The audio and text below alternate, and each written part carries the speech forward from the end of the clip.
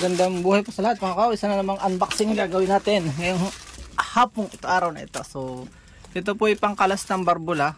Ito lang sa English nga, ito nalimutan ko, bulb ano yata ito, pang ano. Tapos ibebenta ko rin dahil nakuha natin ng mas mababa ng kaunti ang presyo.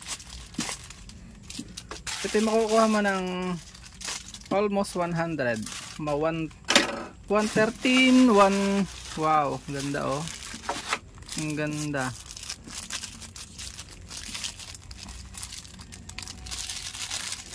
Kailangan magbukas ako ng isa lang siguro para may pakita ko sa inyo.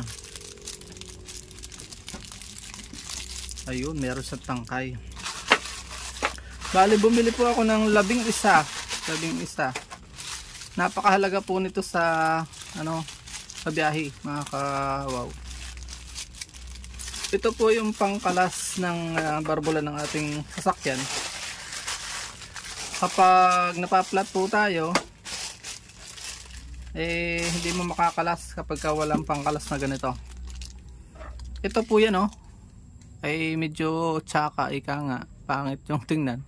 Nabibili ito sa hardware ay ano, motor parts ay mga 20 lang, 15. Pero kailangan mo siya ikabit dito. Ito naman po yung tinatanggal. Yan o. Pampahigpit yan at pampaluag yun o.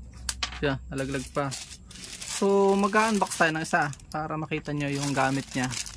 Ito'y akin. Gagamitin ko na lang ito. Kaya 11 yung aking binili. Yung aking gamit ay libre na. Medyo kikita pa rin po tayo ng konti. Ano lang po ang buhay. Negosyo pag may time. Yan o. Wow, stainless. Napakaganda nito. Panlagay lang sa susi. So hindi na bigat to.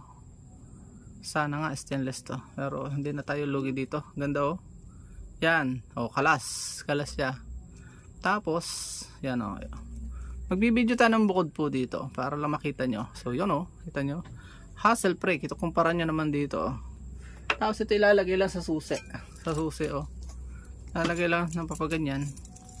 Meron ka ng pangkalas ng barbula. Kahit po tubeless pwedeng gamitan ito.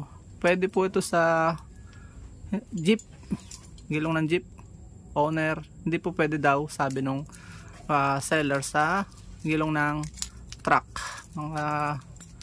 Sulit na sa presyo. Yan o, kita nyo. Ganyan siya pabitin-bitin. Hindi ka na mag-aalalang wala ka nito sa biyahe.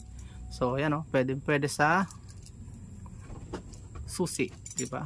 Hindi naman siya, kala mo pito lang o. Ang ganda no? So yun po, naway may natutunan po kayo sa ating unboxing na ito. At bili na po kayo, napakahalaga nito. So yun lang po, maraming salamat, paalam and God bless.